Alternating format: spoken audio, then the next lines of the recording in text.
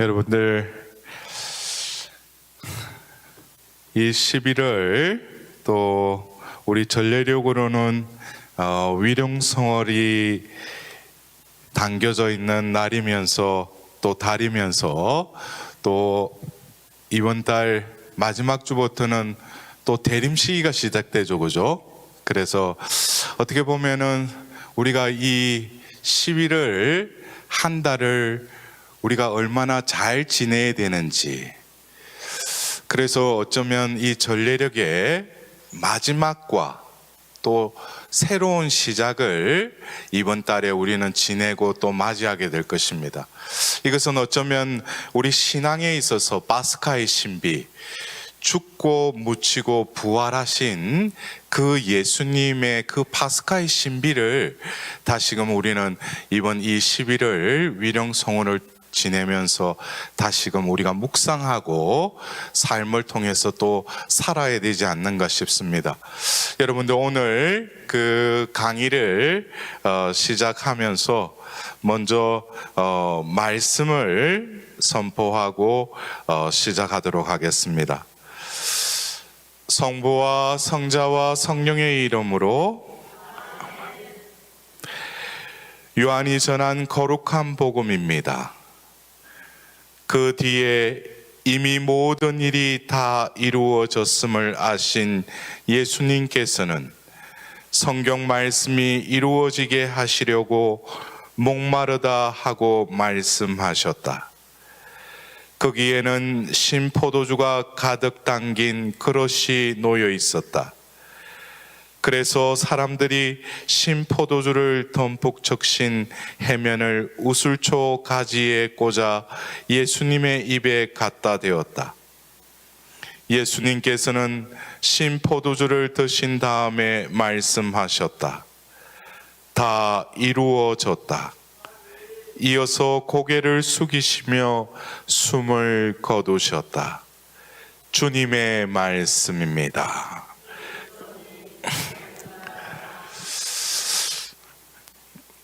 제가 오늘 여러분들과 또 저를 이곳에 또 서게 하신 하느님께서 또 이 시간 당신의 자녀들에게 어떤 말씀을 또 선포할까 하면서 제가 조금 전에 이곳에 앉아 있었잖아요, 그죠? 그래서 제가 보통 강의하는 그 스타일은 섭외를 받고 제가 이제 강의 날짜가 다가오면은 무엇을 할까 해가지고 준비해서 몇 가지 메모를 하고 뭐 원고를 갖춰서 이렇게 강의하는 스타일이 아니에요.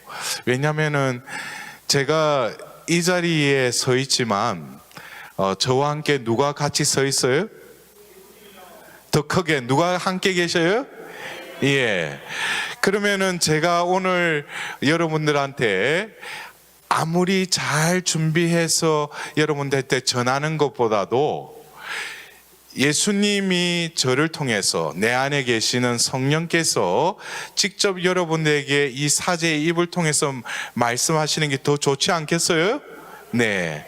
그래서 제가 아까 이 단상에 올라와서 기도를 했어요. 주님, 오늘 또 이 자리에 저를 또 서게 하셨는데 오늘 어떤 말씀을 선포할까요? 하면서 제가 기도하던 중에 이 요한복음 19장 28절에서 30절의 말씀이 저에게 와닿았습니다. 여기서 보면은 여러분들, 제가 선포한 이 말씀이 어떤 장면이에요? 예수님이 바로 숨을 거두시는 장면이죠.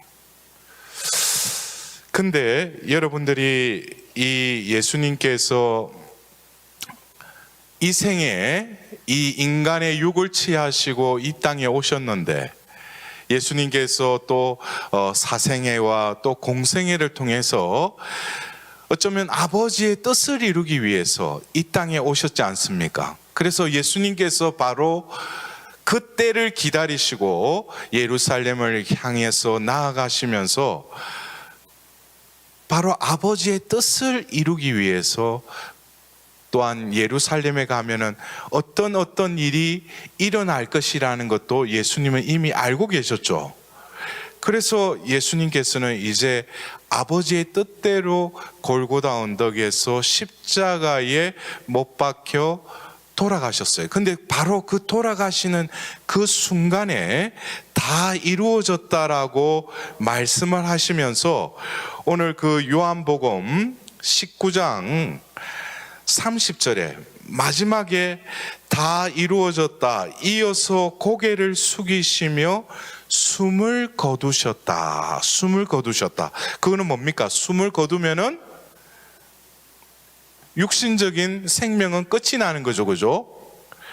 근데 이 숨을 거두셨다라는 이 우리말로는 이렇게 번역이 되어 있지만은 좀 더 직역을 하면은 영을 넘기셨다, 이렇게 또 번역이 가능해요.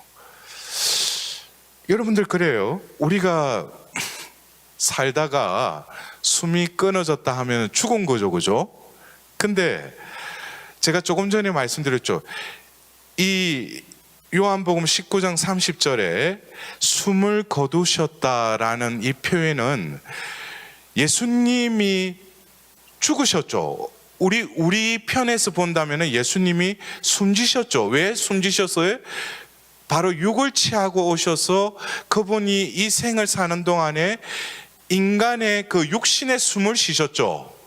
그러나 예수님은 이 육신의 숨만 쉰 게 아니죠. 영원하신 분이죠. 예?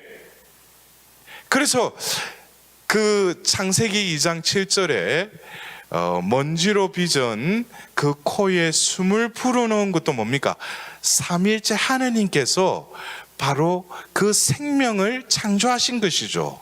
그래서 바로 예수님은 이 땅에 오셔서 다 이루어졌다라고 하시면서 숨을 거두셨지만은 우리 편에서 본다면 예수님은 분명히 육신적으로는 죽으셨어요. 그러나 죽으신 거예요. 왜냐하면 예수님께는 죽음이 없죠. 영원하신 분이시니까.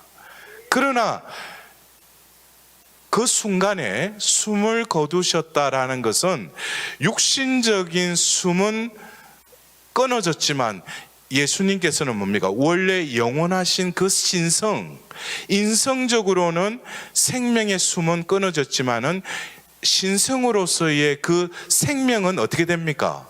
이 땅에 오시기 전부터, 아브라함 전부터 예수님이 계셨죠. 그리고 이 세상 끝날까지 우리와 함께 계시죠. 그러면 예수님의 생명은 우리 눈에는 숨지셨지만은 예수님은 살아계시다는 거예요. 근데 그것이 어떻게 사흘날에 예수님이 다시 살아나셨다 하니까 우리가 볼 때는 죽었다가 살아나신 거죠. 그러나 뭡니까? 예수님은 원래 부활이요 생명이신 분이시죠. 그래서 제가 이 숨을 거두셨다, 이 의미를 여러분들 이번 우리가 위령성호를 지내면서 여러분들도 저도 어김없이 하느님께서 우리에게 허락하신 그 수명이 닿으면은 그 순간에 어떻게 되겠어요? 숨을 거두겠죠. 여러분들 중에도 주위에 숨을 거두는 모습을 목격하고 또 그것을 준비하면서 그걸 잘 숨을 거두도록 기도하신 분들도 여기에 많이 계시잖아요. 그죠? 근데 옆에서 볼 때 숨을 거둘 때는 아주 찰나예요. 저도 한 번은 그 요양원에 그 기도를 하러 가서 저도 어때 숨을 거두는 장면을 목격하기는 그렇게 쉽지가 않아요. 왜냐하면 가서 숨이 붙어 있고 조금 위급할 때 가서 병자성사를 주고 이렇게 하는 경우도 있지만 숨이 끊어지는 것을 그 순간에 이렇게 보는 경우는 좀 드물죠. 우리가 임종을 우리가 그 맞이한다고 그러지 않습니까? 근데 진짜 그 제가 어느 날 가서 기도를 하는데 그 이제 숨이 끊어질 그 어떤 숨을 이렇게 몰아서 쉬시고 또 힘겹게 내쉬는데 옆에서 같이 기도를 했어요. 기도를 하는데 보니까 힘겹게 숨을 들어 마시고 내쉬다가 그냥 조용해져 버린 거예요. 그리고 보니까 숨을 거두신 거예요. 그게 한순간에 그냥 이렇게 찰나식으로 조금 전에 힘들어서 숨을 내쉬고 들여 마시던 그 숨이 잔잔해져 버린 거예요. 그래서 우리가 볼 때는 뭡니까? 아, 숨을 거두셨다 그러죠. 근데 여러분들, 우리가 그래요. 여러분들이 숨을 거두었다라고 이 요한복음 19장 30절에 나와 있지만, 이것을 직역하면 뭐라고 했어요? 예수님의 영을 아버지께 건네셨다라고 또 그렇게 직역할 수 있어요. 이것은 뭐냐면은, 여러분들 그래요. 우리의 존재가 영혼육의 존재라는 것은 여러분들 아시죠? 그래서 우리가 영성 생활을 한다는 것은 결국 우리가 성령의 이끄심에 우리가 순응해서 하나님 뜻을 이루기 위해서 우리는 기도하고 묵상하고 성사생활하고 미사 참여하고 이러는데, 결국 신앙생활은 우리 인간에게만 주신 하나님의 그 당신과 통교할 수 있는 그 기능이 바로 영이라는 기능입니다. 그래서 우리가 보통 영혼하는데 영적인 차원의 그 기능이 있고 혼적인 차원의 기능이 이렇게 혼연일치되어 있어요. 그래서 우리는 영혼 그러는데, 보통 인간에게 주신 이 영의 기능은 뭡니까? 하나님을 알 수 있는 그 기능을 이미 하나님은 우리를 창조하실 때 사람에게 주셨다는 거예요. 그래서 우리가 그 로마서 8장을 보면은 우리가 하나님을 아빠 아버지라 부르는 것은 내가 인식하고 내가 이해한 그 고백이 아니라 내 안에 계시는 성령의 힘입어서 아빠 아버지라고 한다고 그랬죠. 근데 이것은 성령께서 내 안에 계시는데 내가 그것을 깨닫고 내가 고백하고 믿음으로써 삶을 드러내는 이 모든 것은 내 영이 건강해져야 돼요. 여러분들 그래요.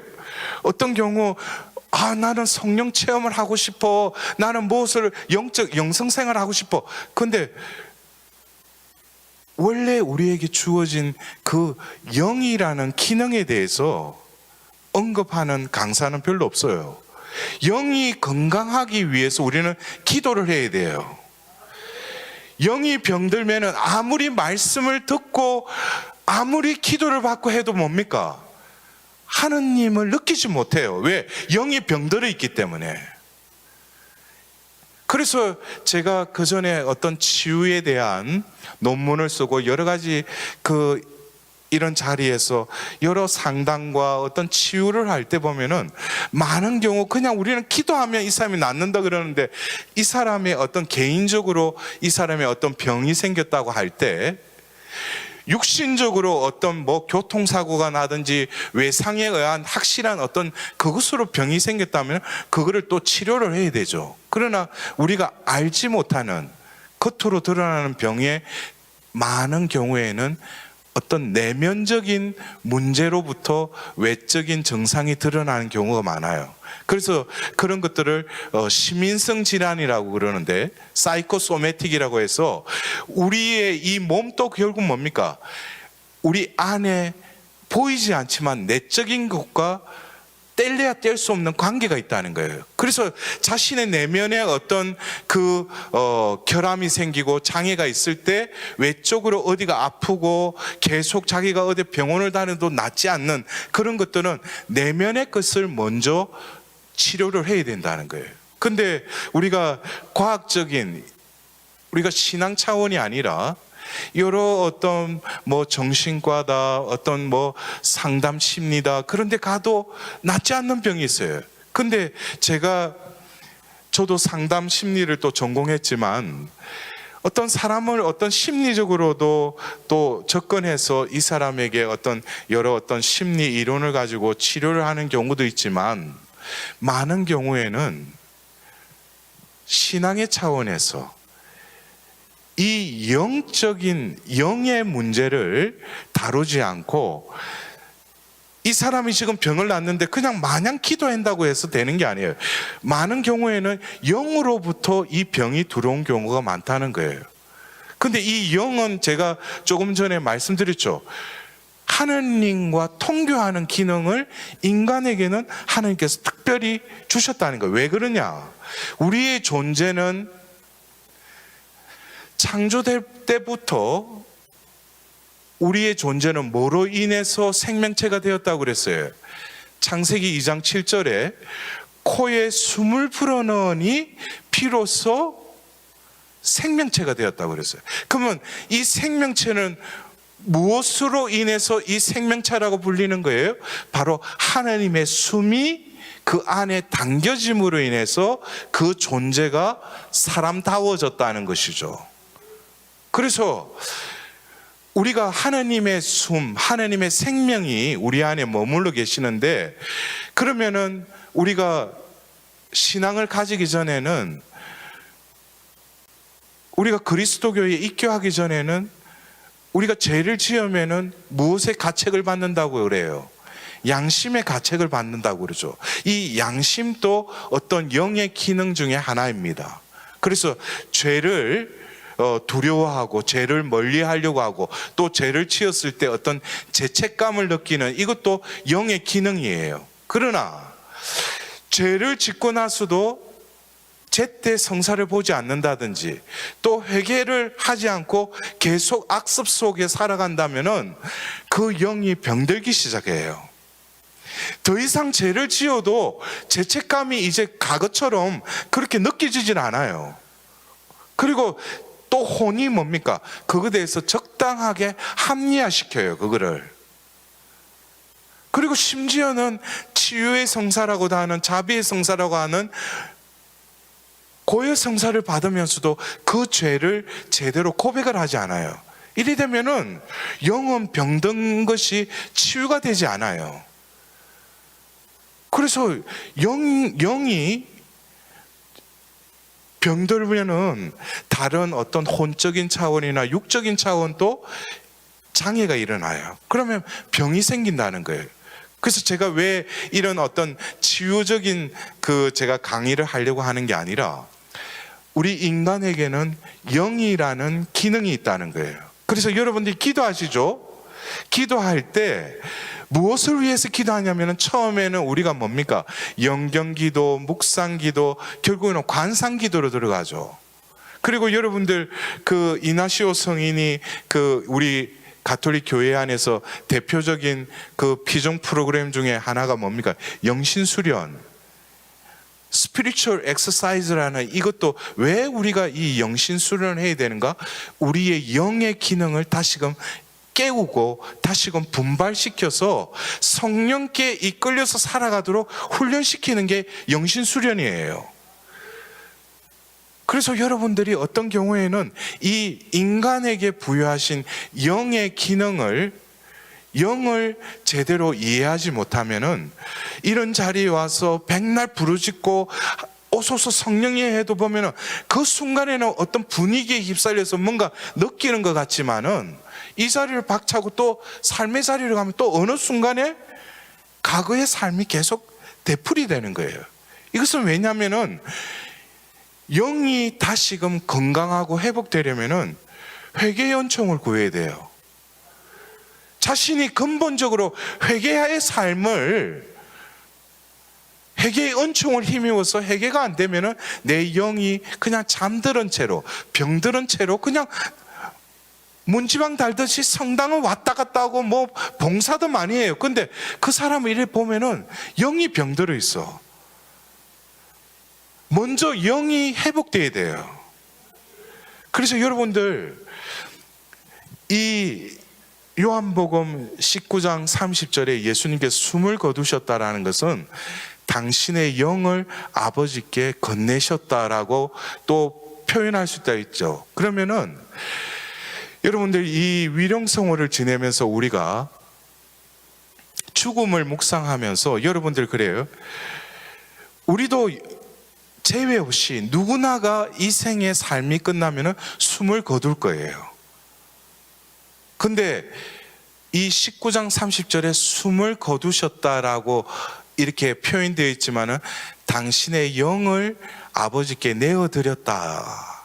결국 우리에게 있어서도 죽는 순간에 육신적인 숨은 더 이상 쉬고 들어 마실 수는 없어요. 숨을 거두면은. 그러나 여기에서 동시에 어떤 특히 예수님을 주님으로 믿는 신앙인에게 있어서는 똑같은 죽음이지만 그들에게는 이 생을 살면서 아버지께 또 나의 뭐를 건네야 돼요? 영을 건네야 된다는 거예요. 그래서 여러분들 그래요. 여러분들 사도행전을 보면은 아그리빠와 사피라 이야기 아시죠? 예? 그 땅을 일부 팔아가 가져왔다가 그냥 사도들 앞에 갖다 놓으면서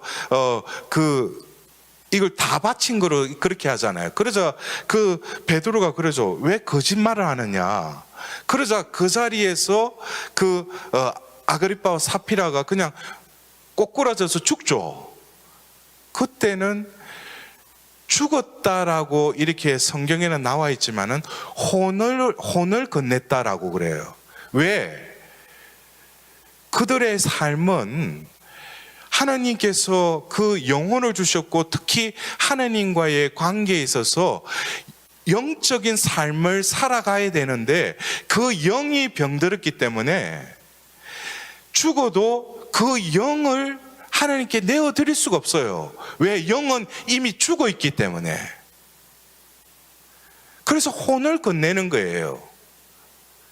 여러분들 이것은 어떤 면에서 우리가 신앙생활에 있어서 여러분들이 어떤 은총, 은사, 내가 왜 은총을 구해요?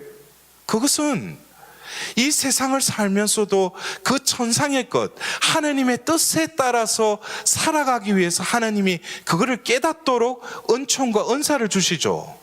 그러려면 내가 그것을 알아듣고 그것을 실행하기 위해서는 내 영이 그 은총을 온전히 받아들일 수 있어야 돼요. 통로가 뚫려져 있어야 된다는 거예요. 그냥 무조건 기도한다고 해서 은총을 받을 수 있는 게 아니에요. 내 영이 다시 깨어나야 돼요. 근데 여러분들 그래요. 이런 성령 세신의 어떤 강의 이렇게 강사들이 하는 성령에 대해서는 많이 말을 해요. 그러나 내가 여러분들 안 그렇습니까? 요즘에는 모든 게 디지털화 되어 있는데 아날로그 라디오 옛날에 여러분들 한번 라디오를 한번 떠올려 보셔요. 그러면은 라디오를 켜게 하려면 배터리를 넣든지 아니면 전선을 꼽잖아요. 그리고 온을 켜줘. 그리고 어떻게 돼요? 주파수를 맞추죠. 그럼 자기가 뉴스를 듣든지 음악을 듣든지 그 주파수에 맞춰서 주파수가 딱 맞춰지면 어떻게 돼요? 음악이 나오든지 뉴스가 나오죠. 그 원리와 아주 유사한 거예요. 먼저 우리는 뭡니까? 하느님께 기도할 때 먼저 뭡니까? 그 가전제품을 콘덴서에 이 전원을 꼽듯이 먼저 꽂아야죠. 그것은 어떻게 보면은 하느님과의 현존을 먼저 느껴야 된다는 거예요. 내가 어디에 있든지, 내가 지하철에 있든지 길거리에 있든지 또 내가 화장실에 있든지 주방에 있든지 내가 직장 생활하든 어느 곳에서도 내가 꼭 촛불을 켜놓고 기도하지 않아도 내가 깨어있고 하나님하고의 어떤 관계를 유지하려면은 어느 곳에 있더라도 하나님의 현존을 느끼는 거예요. 현존을 느끼고 더불어서 뭐예요? 오늘 해야죠. 이것은 뭡니까? 나는 그것을 수신하는 입장이지 내가 그냥 마냥 말하는 입장이 아니라는 거예요. 그러면 이 온을 켠다는 거, 전원에 온을 켠다는 것은 하나님의 그 말씀을 들으려고 내가 길을 여는 거예요. 내 눈을 열어드리는 거예요. 그리고 나서 뭡니까? 이 옆에 채널을 돌릴 때 그 눈금에 해서 그 주파수에 딱 맞으면은 음악이 나오듯이 뉴스가 나오듯이 이것은 그러한 기능을 하는 게 나에게 인간에게 주신 영이 해야 되는 일이라는 거예요. 그래서 이 영의 기능을 잘 모르면 많은 경우 기도를 어떻게 해요? 혼의 차원에서만 기도하는 사람들이 많아요. 이것은 뭐냐? 자기가 할 수 있는 어떤 이 인식체계, 지성적인 차원, 그런 기도가 뭐예요? 대표적인 게 우리가 뭐 묵주기도를 한다든지 또 신비를 묵상하면서 묵주기도를 한다든지 말씀을 읽는다든지 이런 건 뭡니까? 지성이 협력하죠. 그러나 영도 우리가 기도함으로써 그 묵주기도나 말씀을 하면서 우리의 영이 다시금 회복된 사람들은 자연스럽게 하나님께서 성령과 일치되도록 관상의 상태로 우리를 이끌어 가셔요. 그러나 이 영이 제대로 정화되지 않고 병들어 있는 그 사람에게 있어서는 성경 말씀을 읽어도 뭡니까? 이건 하느님 생명의 말씀으로 받았지 않고 그냥 글자로만 보이는 거예요. 또 그리고 어떻게 읽으면 읽을수록 어느새 눈꺼풀이 무거워지면서 잠이 오는 거예요. 그리고 뭐예요? 미사 때 신부님 나름대로는 준비해서 강론을 하는데도 들리지가 않는 거예요, 이게. 응? 그리고 보면은 봉사를 해도 자기 딴에는 열심히 한다고 하는데 마음속은 늘 공허하고 사람들의 인정만 받으려고 하는 거. 그런 것이 원인이 어디에 있냐면 영이 회복되지 않기 때문이에요. 우리 신앙생활은 다른 사람들도 똑같이 영경기도, 묵상기도 할 수 있어요. 그러나 하느님이 우리와 함께 계실 뿐만 아니라 지금 이 순간에도 내가 원하는 것보다도 더 좋은 것을 주시는 그 하느님의 선지하심과 현존하심과 내 안에 머무르심을 깨닫는 영혼들은 그렇게 빈말을 되풀이하지 않아요. 왜요? 하느님과 통교를 하고 있으니까. 굳이 그분에게 말할 필요 없어요. 요구할 필요 없어요. 왜? 하느님이 이미 나와 주파수가 맞춰져 있기 때문에. 그래서 여러분들 에제키엘서 37장을 보면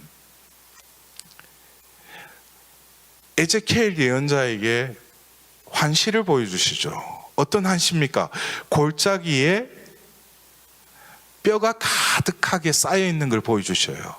그러면서 그 에제키엘 예언자에게 어떻게 예언하라고 그래요? 숨에게 예언하라고 그래요. 숨에게 예언하라. 그러자 숨에게 예언하면서 숨이 그 뼈들에게 닿자마자 어떻게 돼요? 그 뼈들에게 살이 생기고 근육에서 힘줄이 생기면서 이렇게 다시 붙어요. 그러면서 그들이 다시 일어나요. 그 수가 엄청났다고 그랬어요. 그러면서 이어서 에제키엘 예언자가 뭐라고 합니까? 내가 너희들을 무덤에서 다시 끌어올릴 때 비로소 내가 주님임을 알게 될 것이다 그랬어요. 여러분들 보십시오. 그 무덤 하면은 그 예수님 시대에 유대인들 중에도 분리된 자라고 하였던 그 바리사이들이 얼마나 엄격하고 경건한 생활을 했어요. 겉으로는. 근데 예수님이 그들을 불행하여라 하면서 뭐라고 하셨어요? 회칠한 무덤아 이랬어요. 그 안에는 사악함과 탐욕이 덕실덕실하다는 거예요. 그러니까 예수님 볼 때는 겉으로는 옷자락술을 하고 뭐 해가지고 옷도 경건하게 하고 길 모퉁이에 서서 경건한 척 사람들한테 뭐 이렇게 하고 또 뭐 하는데 예수님 볼 때는 어디를 보셔요? 그 속을 보시는 거예요. 그 사람을. 속을 보니까 어떻게?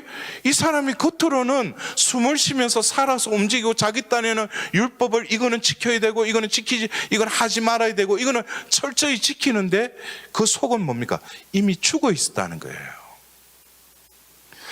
제가 그래서 그래요. 어떤 때는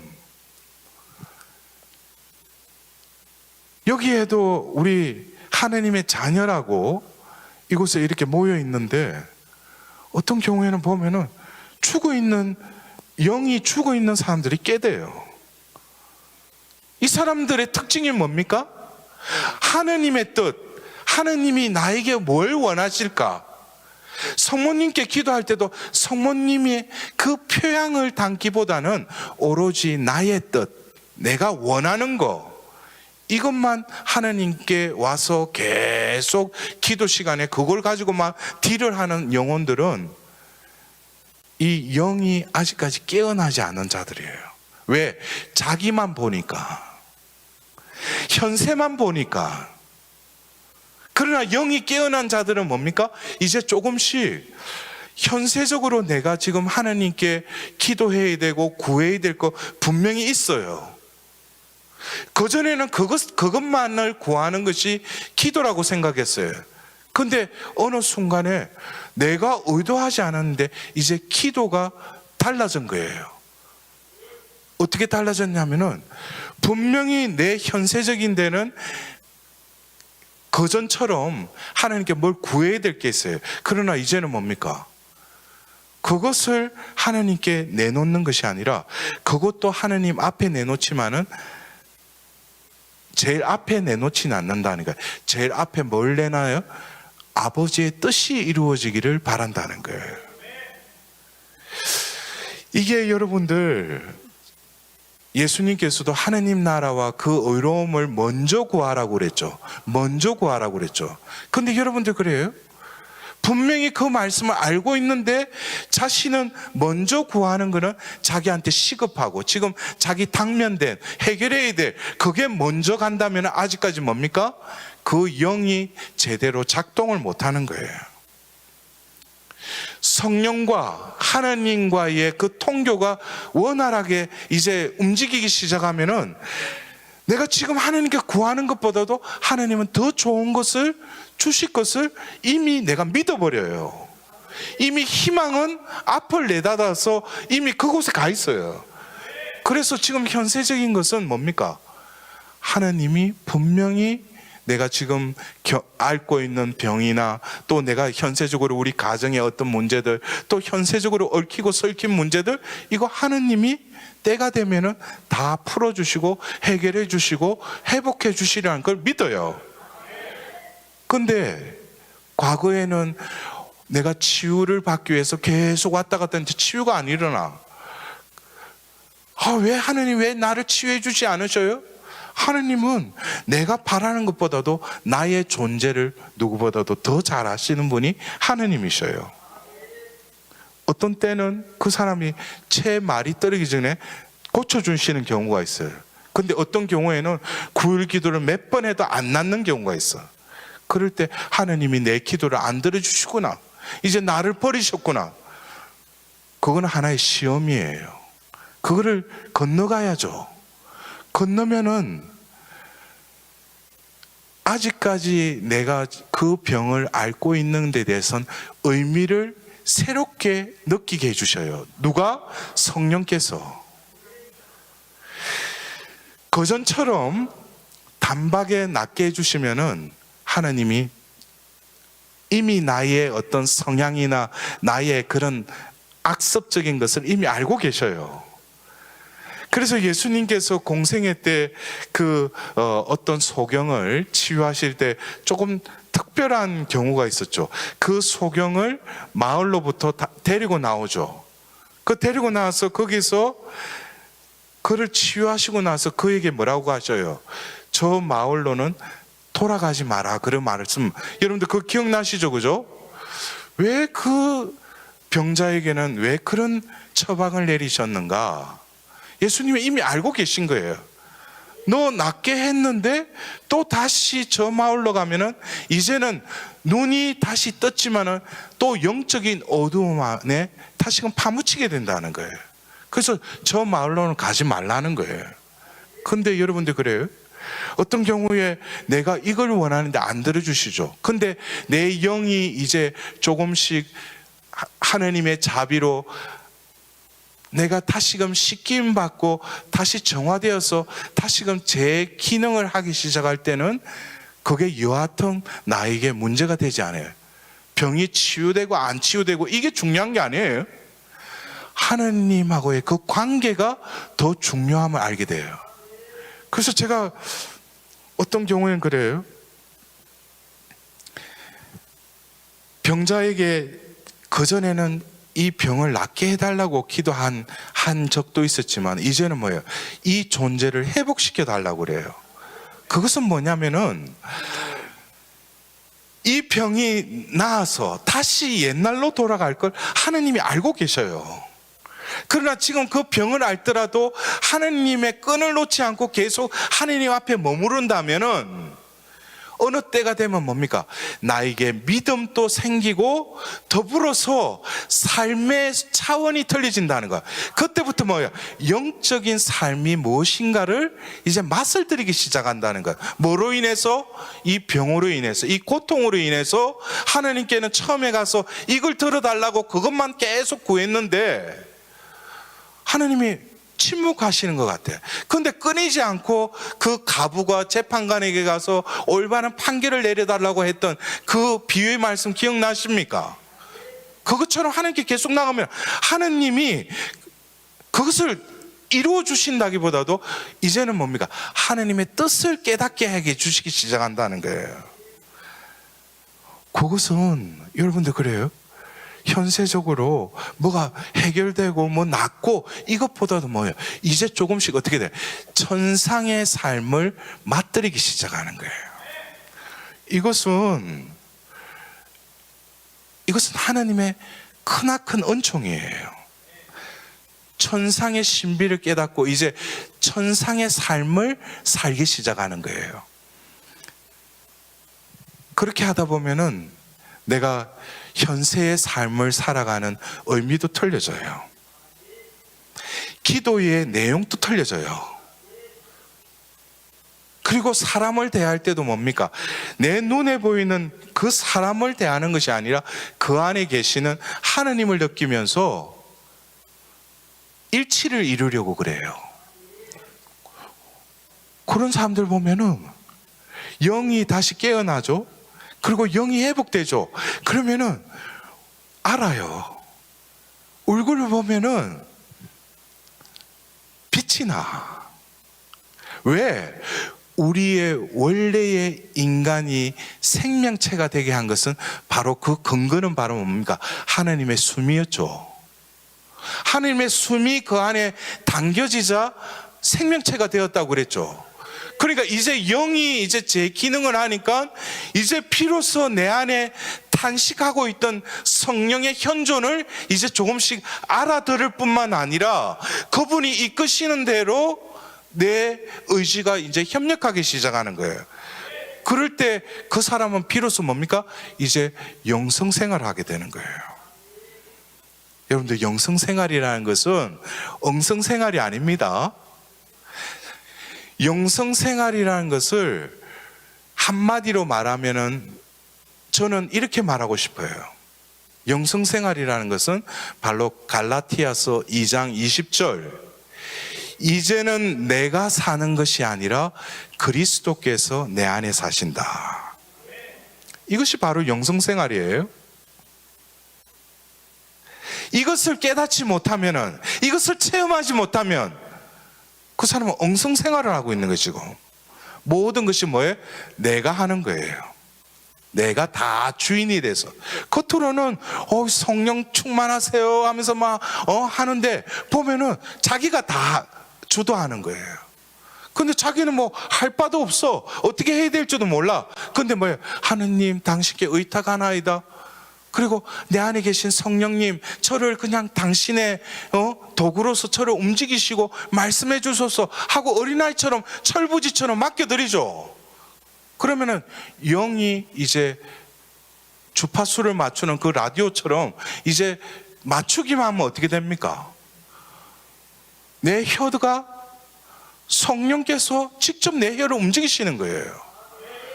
내가 어떤 선을 행하려고 하는데 그전에는 뭐예요? 내가 선을 행하려고 했지만 악을 저지른 나를 보고 참으로 비참한 인간입니다 라고 바오로 사도가 로마서 7장에 그렇게 고백했잖아요. 나는 참으로 비참한 인간이구나. 왜? 선을 행할 마음도 있어요. 그러나 이미 나는 원죄의 타락 속에 사로잡혀 있기 때문에 선한 마음 그 곁에 뭐가 도사리고 있다고 했어요? 죄가 도사리고 있다고 그랬어요. 그래서 나는 참으로 비참한 인간이다 그랬어요. 그러나 하느님이 그 비참한 인간을 그냥 비참하게 그냥 내버려 두시겠어요? 아니죠. 이미 2000년 전 당신의 아들을 통해서 우리를 구원하셨죠. 그래서 여러분들, 우리가 오늘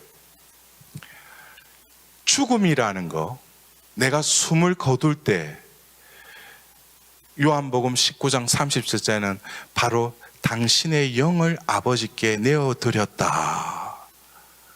그러면은 내가 이 생을 살면서 신앙을 가지게 됐고 신앙의 선물을 받고 신앙의 삶을 살고 결국 하느님께 갈 때는 무엇을 내어드려야 돼요? 내 영을 그분께 내어드려야 돼요.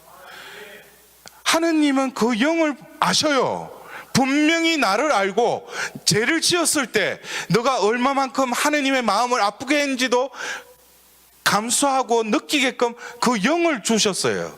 근데 영의 기능이 제대로 기도도 하지 않고 묵상도 하지 않고 성사생활도 제대로 하지 않으니까 어떻게 돼요?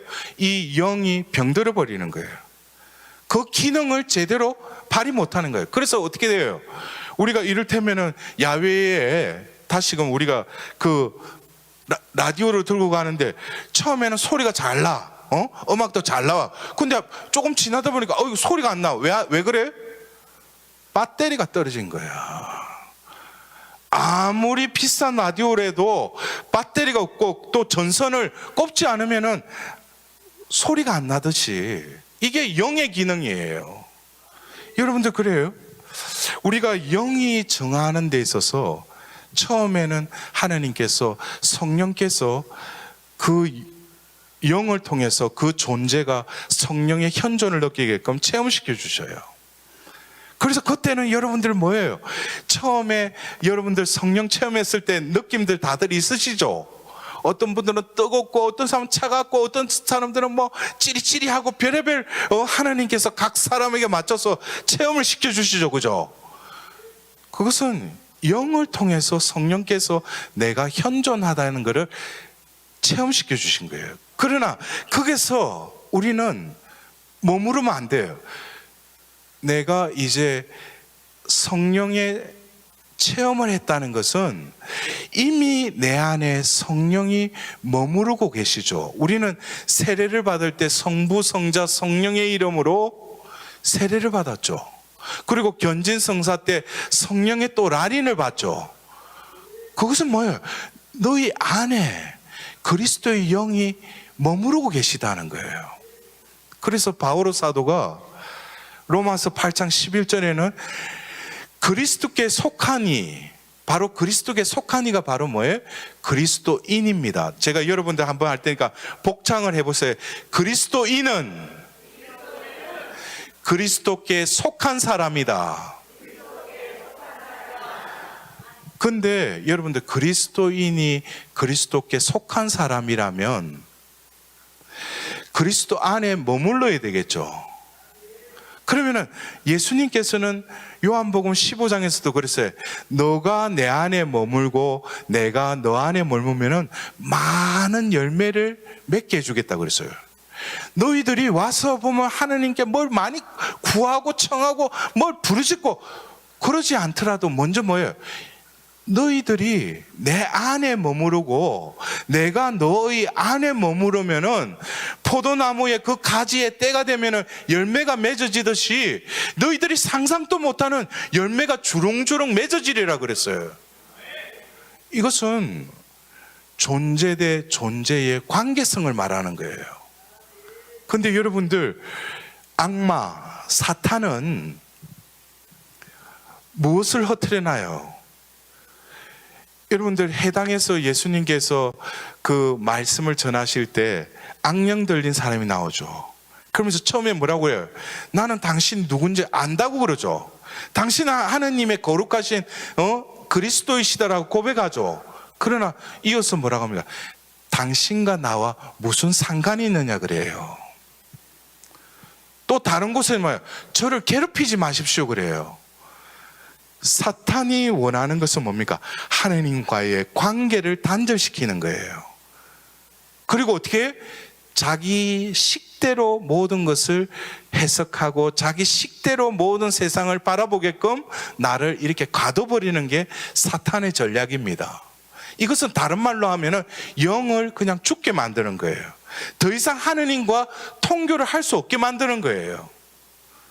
근데 여러분들이 이러한 이 관계성을 모른다면은 내가 왜 하느님 앞에 가서 그날 피정을 갔다 왔는데 그때는 참 충만하고 하나님의 현존을 느끼고 그랬는데 또 피정이 끝나고 얼마 되지 않아서 또 옛날의 삶으로 또 마음이 공허하고 뭔가 마음이 허전하고 그래서 또 그런 거를 또 불나방처럼 찾아다니는 그게 왜 그래요?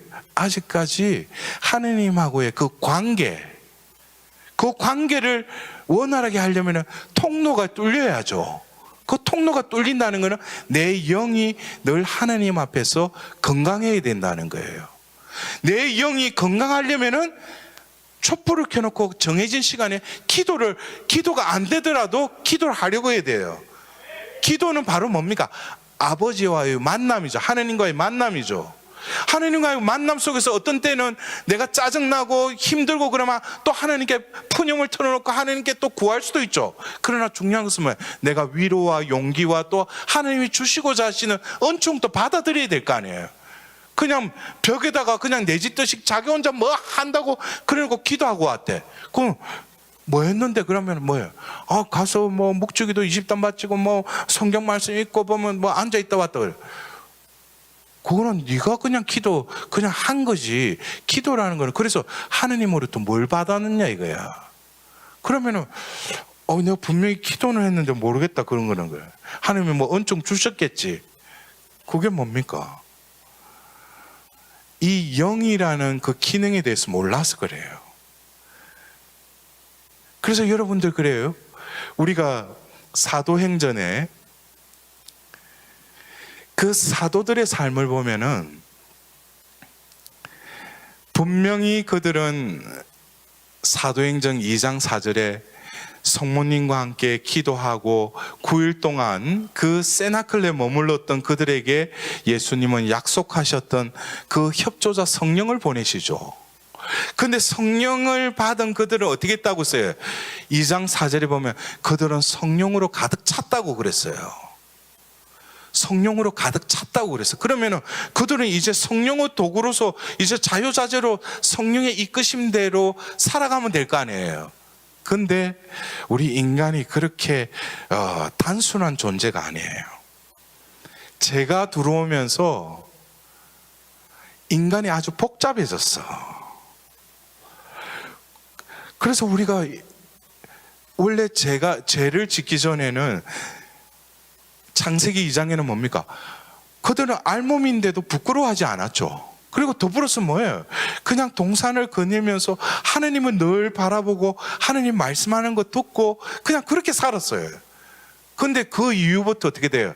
뭘 가리기 시작하고 남을 탓하기 시작하고 시기하고 질투하기 시작하고 그러다 보니까 이게 그 단순한 삶이 아주 복잡다단하게 바뀌어버린 거예요. 인간이. 그래서 여러분들 그래요. 우리가 교회의 믿음의 반석 위에 누구 믿음의 반석 위에 이 교회를 세운다고 그랬어요? 베드로의 그 신앙 고백. 응? 근데 그 베드로가 진정으로 그리스도인이 되기 위해서 사도가 되기 위해서는 어떤 과정이 필요했죠. 어떤 때는 베드로도 영이 깨어 있었어요. 그래서 예수님께서 하루는 그 필리포 가이사랴로 가는 도중에 사람들이 나를 누구라고 하냐니까 사람들이 뭐 예언자라고 합니다. 뭐 세례자 요한이라고도 합니다. 그러면서 하는데 너희는 나를 누구라고 생각하느냐? 그러니까 베드로가 딱 나서죠. 나서면서 뭐라고요? 당신은 하나님의 아들 그리스도이십니다 라고 이렇게 말을 하죠. 그러면서 이어서 예수님이 뭐라고 하셔요? 베드로야, 너는 참 복되다. 그것을 알려주신 분은 하늘에 계신 아버지이시다. 그런 말씀이 있으시죠. 여기서 보셔요. 분명히 예수님께서 너희는 나를 누구라고 생각하느냐고 물으셨죠. 그 중에 베드로가 나서서 당신은 하나님의 아들 그리스도이십니다라고 고백을 했죠. 그런데 이 순간에 예수님은 뭐예요? 너가 고백은 너의 혀로, 네 액센트로, 너의 억양으로 고백은 했지만 그거를 어떻게 했다는 거예요? 하늘에 계신 아버지께서 알려주셨다고 그랬어요. 근데 그거는 순간적으로 질문하고 답하는데 순간적으로 이게 이루어졌잖아요. 그 순간에 베드로가 자기가 그동안에 같이 다니면서 아, 저분은 그리스도이시구나, 이게 아니라 그 순간에 뭡니까? 베드로의 영을 통해서 하나님께서 알려주신 거예요. 그래서 자기도 모르고 그냥 입으로 당신은 하나님의 아들 그리스도이십니다 라고 그냥 말해서 나와버린 거예요. 그리고 나서 뭡니까? 예수님께서 순한 예고를 하시죠. 그러자 베드로가 어떻게 돼요? 그런 일이 있어서는 안 됩니다. 이거는 뭡니까? 조금 전에 영을 통해서 하나님의 그 계시, 그 가르침에 통해서 자신의 혀를 통해서 말했던 그 혀가 어떻게 됐어요? 이제 인간적인 생각, 어떤 자신을 생각하게 된 거예요. 그래서 어떻게 돼요? 예수님의 순한 예고를 가로막죠. 그래서 예수님이 뭐라고 하셔요? 사탄아, 내게서 물러가라 그러죠. 너는 하나님의 일을 생각하지 않고 사람의 일만 생각하구나 그래요. 근데 여기서 조금 전에 그 신앙 고백을 했던 그 베드로가 왜 예수님 볼 때 사탄이라고 하는가? 그것을 좀 더 이렇게 직역을 하면 이런 표현이에요. 사탄아 물러가라, 이 표현은 베드로야, 왜 내 앞에 서 있느냐, 이것이 또 그 의미이기도 해요. 그 의미는 뭡니까? 사탄이 원하는 것은 뭐라고 그랬어요? 제가 조금 전에 말씀드렸죠. 하나님과의 관계를 단절시키죠. 그리고 누구만을 생각해요? 자기만을 생각하게 해요. 이게 사탄의 전략이에요. 그러니까 예수님이 조금 전에 복되다, 너는 참 복되다 했는데 사탄아 물러가라, 이게 한순간에 이랬다 저랬다 해버리죠. 이게 뭡니까? 한 케이스에서는 영을 통해서 하나님의 천상 은총을 통해서 신앙을 고백을 했지만 한편으로는 뭐예요? 자기 중심적으로 해석을 하고 자기 그 생각을 이 혀를 통해서 말을 한 거예요. 똑같은 베드로가 말한 거지만은 그 뒤편에 그 경로를 보면 하나는 뭡니까? 하나님의 그 영을 통해서, 그 베드로의 영을 통해서, 혀를 통해서 신앙 고백을 해야 했다면, 두 번째 경우는 뭡니까? 하나님의 영이 그에게 임해도 영이 닫혀져 버리고 자기 생각으로만 그것을 해석을 하고 하니까 어떻게 돼요? 그거를 가로막는 거예요. 이해가 되셔요? 그래서 그 모닥불에서 3번 예수님을 배신할 때도 똑같아요. 그때는 영이 닫혀져 버린 거예요. 그때는 누구만 바라보는 거예요? 자기 안위, 자기 생명, 자신의 미래만 보는 거예요. 그러니까 자기도 모르게 어떻게 해요? 나는 그를 절대 모르고 그래요. 여러분들, 우리가 성령을 받았다라는 것은 그거는 부정할 수 없어요. 성령은 여러분들 세례를 받을 때 다 임하시고 여러분 안에 머무십니다. 그러나 그 성령이 영을 통해서 끊임없이 교제하면서 자신의 뜻과 자신의 계획보다는 하나님의 뜻만 갈구하려고 하는 내 마음을 늘 깨어 있으면서 내가 앞을 내다보지 못하는 어떤 순간에도 성령이 이끄시는 것을 이제 조금씩 느끼기 시작한다는 거예요. 그런 사람에게는 특징이 뭡니까? 이제는 계획을 세우지 않아요. 내가 기도를 해도 여러 가지 그것을 이거를 주제로 해서 하나님께 기도하지 않아요. 왜? 내 영이 깨어 있기 때문에. 그러나 그 베드로가 사도행전 2장에 그 오순절 때 성령으로 가득 차게 돼요. 그 세나클에 모여있던 이들이. 근데 그 이후에 베드로가 오후 3시에 요한과 함께 성전에 기도하러 갈 때 성전 한켠에 태어날 때부터 안전뱅이가 있었어요. 그를 유심히 봐. 근데 그 사람은 적선 좀 해달라고 이러는데 베드로가 그러죠. 나는 금도 은도 없다. 내가 줄 수 있는 것, 내가 가진 것, 주 예수 그리스도의 이름으로 일어나 걸으시오 하고 그의 손을 잡고 일으키자 어떻게 돼요? 벌떡 일어났어요. 그때는 베드로가 어떻게 했어요? 영이 열린 거죠. 그 안에 계시는 성령께서 겉으로는 베드로이지만은 그를 통해서 역사하시는 거예요. 오순절 설교를 할 때 베드로가 구약의 모든 역사를 예수님을 향하여 일목요연하게 하는 것은 베드로도 구약의 성경을 알고 있었지만 그 순간에 그 모여든 이들에게 베드로의 혀를 열게 하시고 말하신 분은 그 안에 계신 성령이셔요. 그래서 그날 어떻게 되었어요? 장정만도 3,000명이 회개하고 세례를 받았다 그래요. 이거는 뭡니까?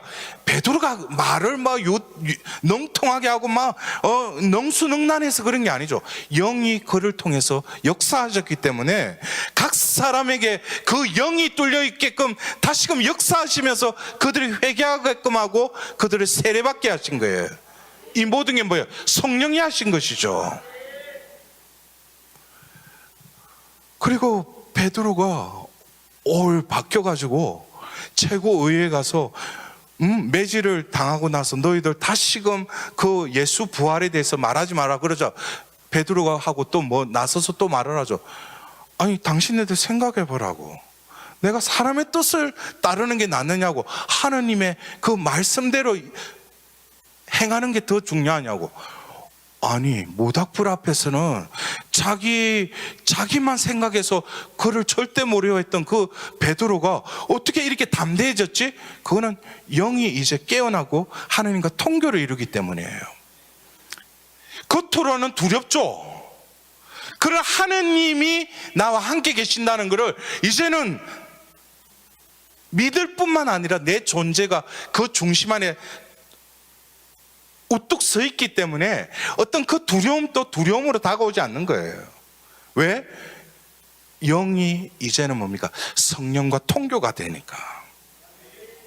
근데 여러분들 그러한 베드로가 사도행전 10장에 가면은 또 걸림돌에 또 넘어져요. 그게 뭡니까? 코넬리오 사건이죠. 먼저 사도행전 10장에는 코넬리오에게 기도 중에 천사가 나타나요. 그러면서 야포에 있는 베드로의 집으로 가라고 그래요. 근데 똑같은 그 시간에 베드로도 환시를 보게 됩니다. 어떻게 돼요? 하늘에서 큰 보자기가 내려오면서 그 안에 그 유대인들이 먹어서는 안 될 불균한 짐승이 있었어요. 근데 하느님이 뭐야? 베드로야 이거 먹어라 하자 어떻게 돼요? 베드로는 절대 안 먹습니다.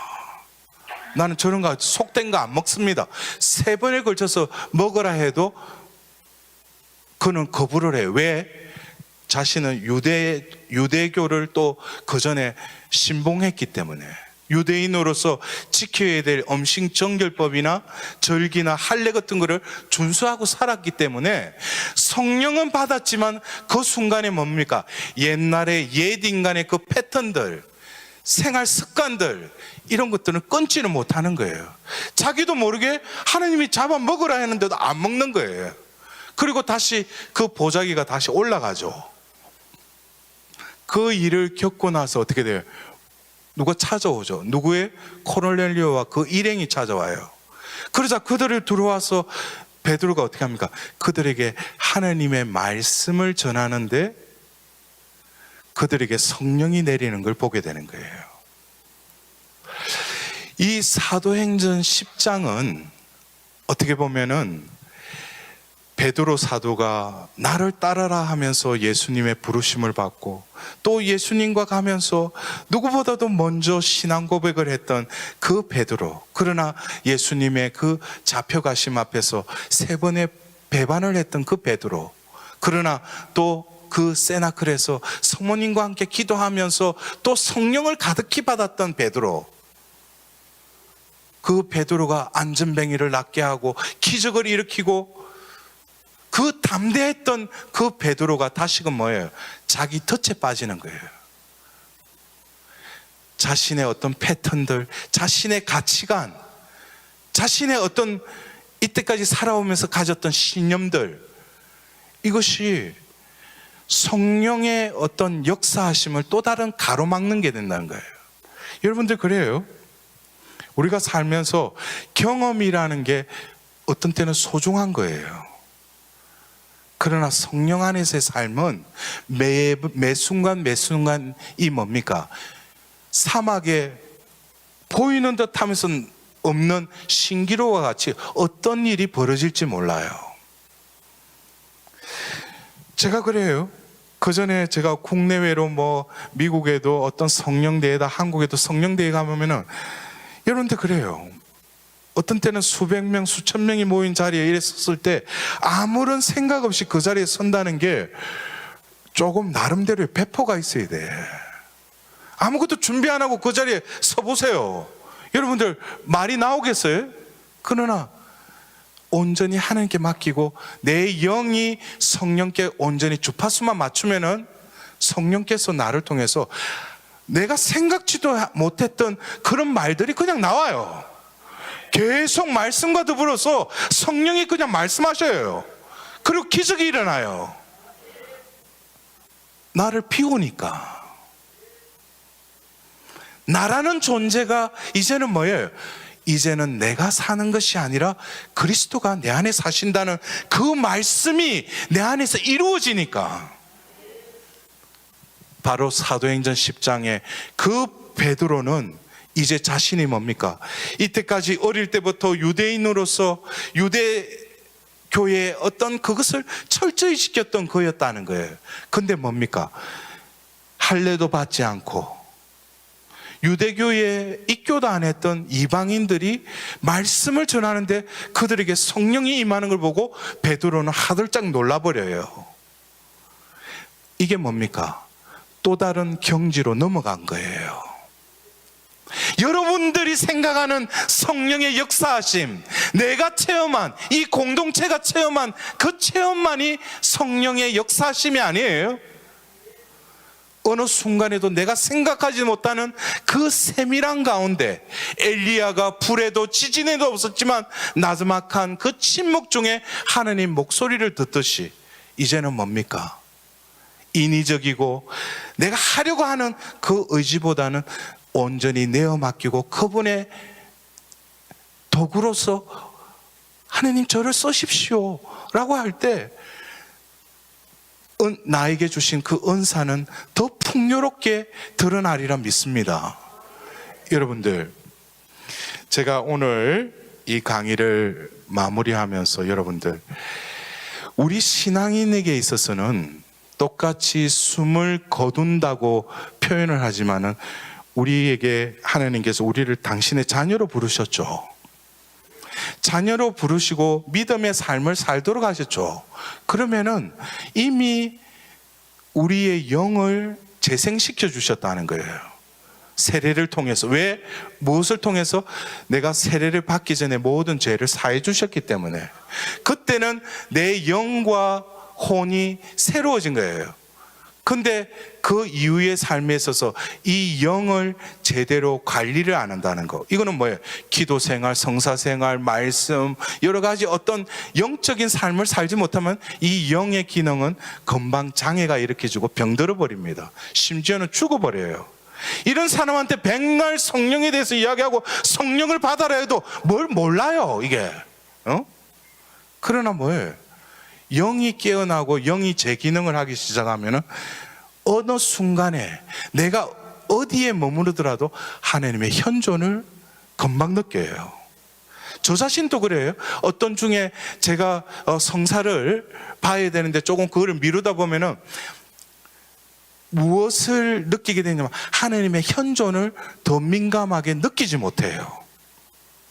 그래서 여러분들, 우리가 구약에 하나님께 합한 인물 중에 한 사람이 바로 다윗이었죠. 다윗의 그 유명한 시편 51편을 보면은 51편은 뭡니까? 바로 밧세바와 정을 통하고 나서 하나님께 회개의 기도를 바친 거 아니에요. 그것을 볼 때 분명히 다윗은 죄를 지었죠. 근데 그 죄를 권원적으로 자신은 어머니의 뱃속에 있을 때부터 죄에 물들어 있음을 하나님께 고백해요. 나의 존재는 그런 존재라는 거예요. 그리고 나서 다윗은 계속 뭐에 대해서 통회하고 하나님께 기도하냐면, 주님, 제 안에 부어주신 거룩한 영을 저에게 거두지 마소서 그래요. 제 영을 새롭게 하소서 그래요. 굳건한 영을 주소서 그래요. 이것은 바로 뭡니까? 영이 깨어있기 때문이에요. 영이 어떻게 작용하는지를 다윗은 누구보다 잘 알기 때문에. 그러니까 사울을 죽일 3번의 그 기회도 뭐예요?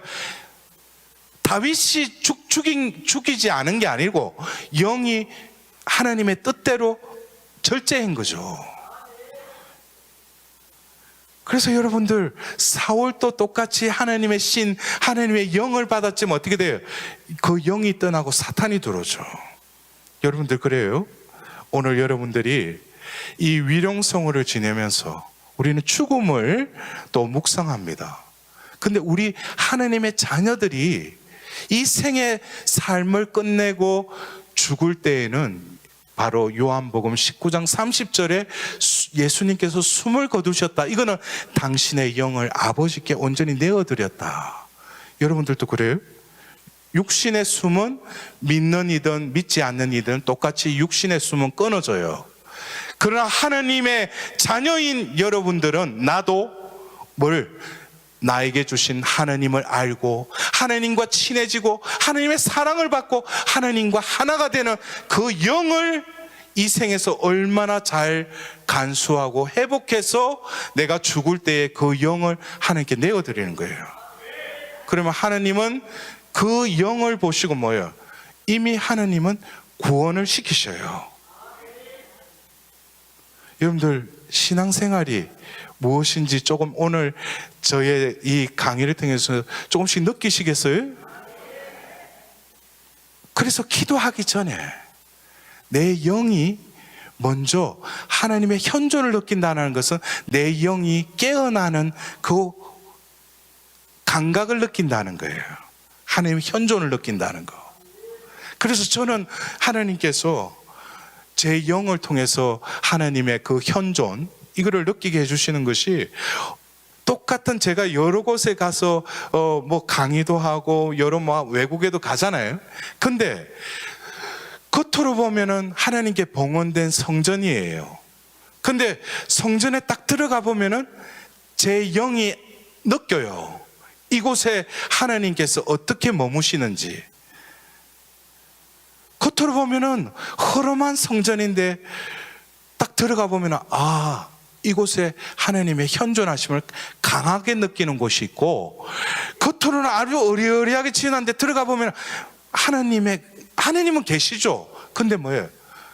하나님의 현존하심을 잘 느끼지 못하는 곳도 있어요. 왜 그럴까? 그러면서 제가 곳곳에 어떤 성당에 가면서 어떤 성당에 하나님께서 그런 현존하심을 드러내는 그런 성당을 제가 한번 특징을 보니까, 첫 번째가 보면은 그 성당에 말씀을 읽고 묵상하는 그런 모임들이 많은 성당들. 거기에는 신자들이 제가 말씀을 전하면 알아들어. 왜? 말씀을 가까이 하니까. 말씀은 곧 성령이 움직이셔요. 내 안에 말씀이 있다는 것은 성령의 현존함을 아주 정확하게 알 수 있는 그 바로미터예요. 그리고 요즘에는 좀 그런 곳이 없는데 24시간 성체조배하는 곳, 그런 곳에 가면은 아주 하나님께서 아주 강하게 머무셔요. 근데 겉은 어리어리하고 근데 뭐예요? 거기에 오더라도 신자들이 그냥 미서 참내하고 또 가서 복음을 전하려라 하고 막 뒤통수에 강복 주기 전에 그냥 싹 없어져 버리고 거기에는 매일 텅텅 비어 있고 그런 곳에는 어떤 하나님의 함께 하심을 그렇게 강하게 느끼지 못하는 경우도 있어요.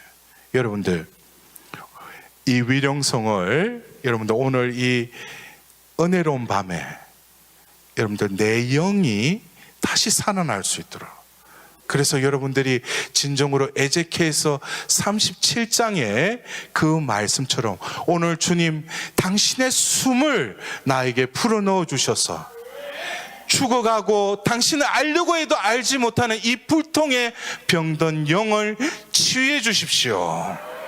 그 영이 다시 깨어나게 해 주십시오. 영을 통하여 당신을 온전히 찬미와 영광 돌리게 하소서. 영광이 성부와 성자와 성령께 성부와 성자와 성령의 이름으로 아멘.